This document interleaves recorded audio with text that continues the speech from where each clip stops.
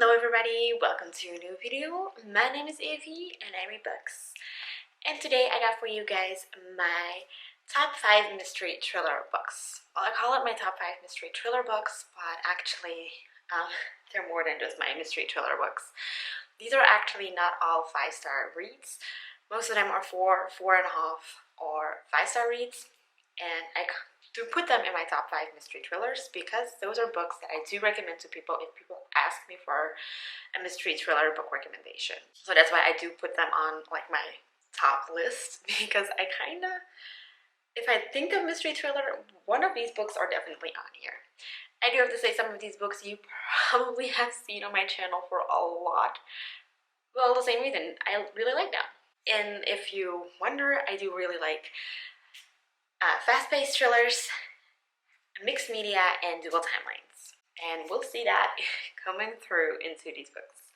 I got one adult and an ebook, so I don't have that physical with me. And I got one Dutch book. Dutch books once, I do recommend Dutch books once in a while because I'm obviously, my mother language is Dutch.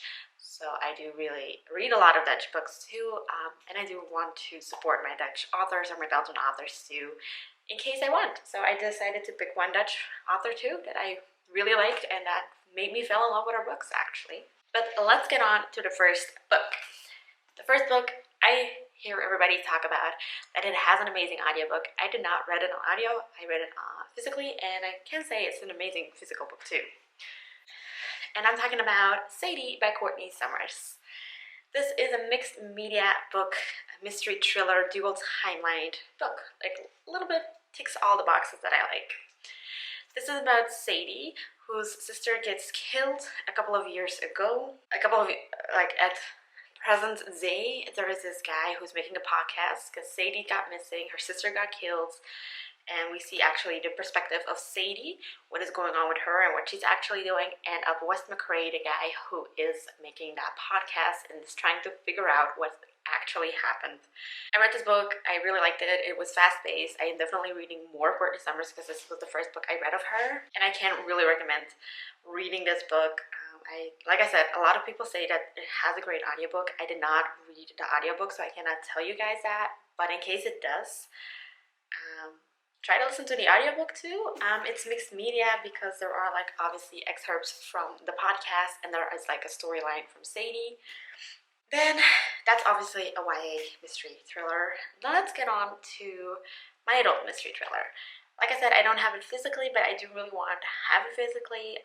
But I read it on ebook, and that is The Guest List by Lucy Foley. Lucy Foley is the person who kind of made me fall in love with isolating settings without I actually knew that I already liked it, because there's a Dutch author that I really like who also has a lot of isolated settings, and Lucy Foley is actually the one that pinned me down to make me realize I do like isolated settings. The Guest List, though, is about a group of friends who are going to a wedding, and there are a lot of secrets and a lot of weird stuff happening at that party. People don't know each other, have a link to each other, people are acting strange, there are strange things happening, and it all takes place on an island. And I don't want to say too much obviously about everything because it's mystery thriller, so you do have to be like shocked and plot twisted. Lucy Foley is an author that I am kind of auto-buying right now. I do have to say her latest book I didn't really like that much. I also like The Hunting Party, but it was somewhat similar to The Guest List. I wouldn't recommend reading them back to back because you would see some similarities. But Lucy Foley is great with like atmospheric and fast-paced books and great characters. She can make like a full cast of characters. So interesting and so much fun to read. Her atmosphere, like isolated settings, like I said, is most of the time what she writes, or what I have read of her at least. And it's always so intriguing, so detailed, and I really felt like I was on an island and I wanted to know what happened and how, like, who they found and what they were doing and who's involved and who's not involved, who's just a side character, or are they all involved? I had so many questions while reading the book, and that actually made it so much fun to read because obviously so many side questions, so many side characters, but also actually they're not that much of a side character. Like Lucy Foley can make a side character a main character by the way she portrays them, or the other way around, and in the end you're just confused. Like at the actual end of the book, you understand. Like, I don't know, she just messes up your brain while reading, and I like that, especially with mystery thrillers. Then a book I talked about the past 2 years, I think, like in every type of favorite recommendation series type of book video, and that is Truly Deviant by Maureen Johnson. I have reread it last year. I read it 2 years ago for the first time, and I'm just in love with it. This is a book, a YA book, that takes place in a dual timeline perspective at Ellingham Academy, which is a school on top of a hill somewhere, I think in Canada it is, I'm not 100% sure.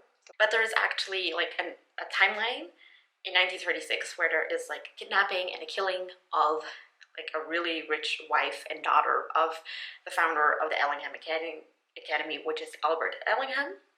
And then we're going back to like the present day, and in present day we have Stevie Bell. Then we have years later we have Stevie Bell, who's invested in crimes and wants like true crime podcasts and true crime series, and she's like, well, she's a little bit like me, like true crime, I love it. Well, you know what I'm trying to say, right? But in the end, she is determined to go to Ellingham Academy, which is a school who also only focuses on your talents and your interests. So if you like arts, you go like do stuff with arts. If you like computer stuff, you do computer stuff. If you like mysteries, you get invested into mystery stories. Well, actually, most of my favorite books kind of like give me a realization. This gave me the realization I do like somewhat historical based books, but like not classics. Because I don't like classics. I can't get through a classic. I don't know like how people read classics. I'm so proud of you guys, but I just cannot get through a classic.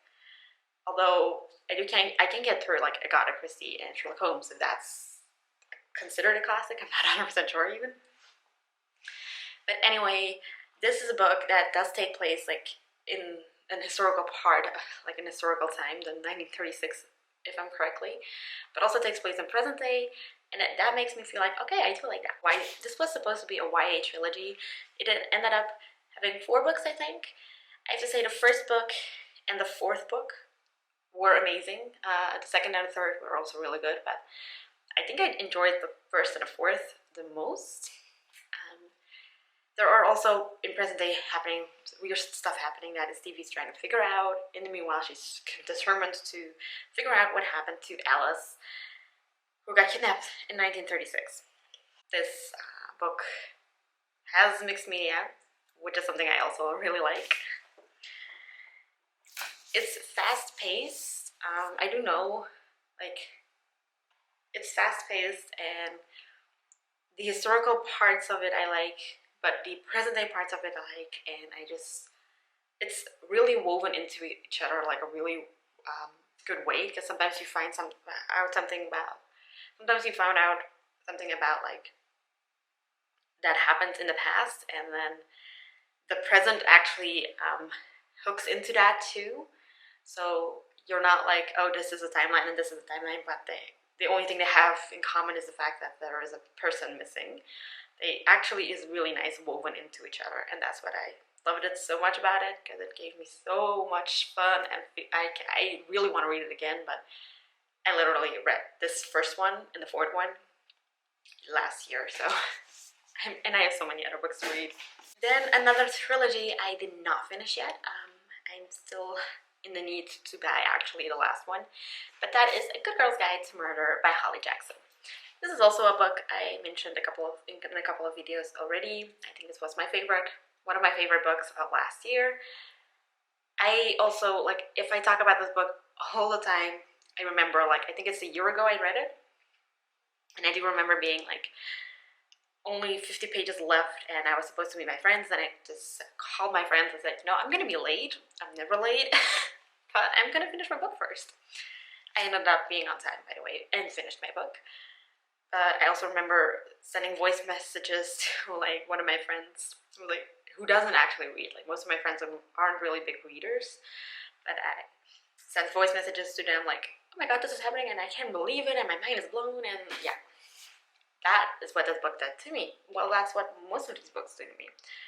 They blow my mind. A Good Girl's Guide to Murder is I have to make sure I put the right characters. Because this is an Andy Bell, and in Truly Devious is a Stevie Bell, so it's Andy Bell. So this book is about Andy Bell who gets killed by her boyfriend, or that's at least what people say that he did, because Salil actually killed himself a couple of weeks or a couple of days after Andy got killed. So we never know for sure if he did it or didn't do it. So that's the part, like the old timeline. Then we go to present day where Pippa is in her senior year and has to do like the senior year project, which she decides to do a project about the Andy Bell case.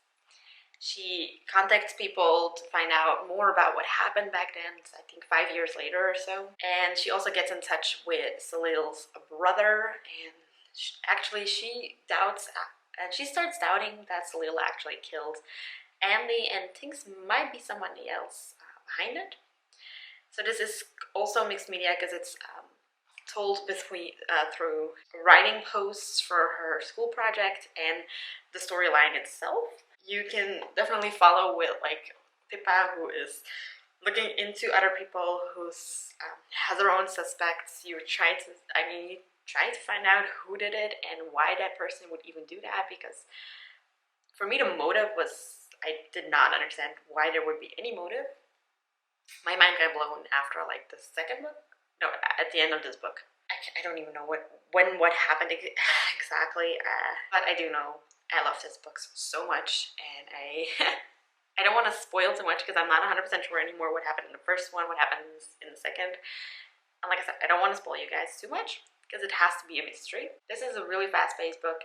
Dual timeline, like I said, 5 years ago and right now. I do know the second one is like podcast-based, so this is like school project-based. The second one is podcast-based. And then because they were falling out of my bookshelf when I tried to pick one of them, I got these books. I need to pick the first one for a second.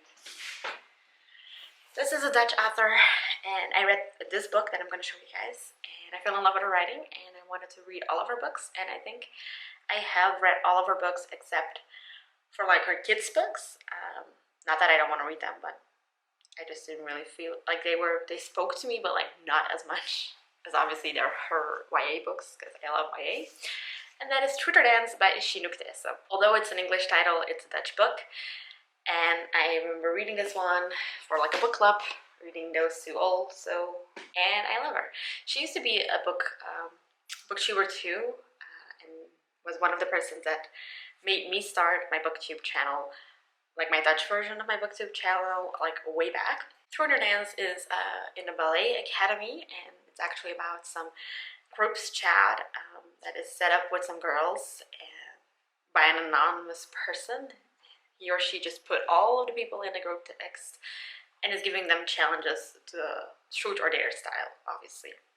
But the Truth or Dance because it's taking place in a ballet academy. But some of their challenges mean they start off somewhat innocent, and they're like, okay, it's getting more dangerous by time passes by. And this is like the first book, and so this is like the first book in this the trilogy. I do have to say I really want to reread this trilogy because I think I read this one. Like this is on this list. This is like the oldest books I read. I think 3 or 4 years ago, maybe even. So I really want to reread this one first. If I want to reread any of these books in here, I want to read this one because I know her books, you can, if you take the time for it, you can finish them in 1 or 2 days. They're not that big, they're really fast paced. So this is the young adult trilogy, and I really love Chinook Tessa. So if you're Dutch or read Dutch, please just check her out, or any of her other books. She has mainly mystery, thriller type of books, YA, but she also has like a YA contemporary. So these were actually my top 5 mysteries from, not from all time, but from recently. Although recently, like I said, the last book I think I read like 3 or 4 years ago, so it's not that recent anymore. But these are books, if people ask me like, okay, give me like a Dutch mystery thriller, I would say Truth or Dance.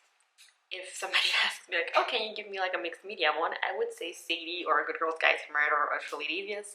If they want dual timelines, same thing. If they want a fast-paced, isolated setting, Lucy Foley is your person to go to. So these authors are also auto-buys for me. Like, I don't even care anymore what they're bringing out. So these were my top mystery thrillers from this moment. If you like this video, definitely give it a thumbs up. If you want to see more of me, hit that subscribe button down below, and I'll talk to you soon. Bye!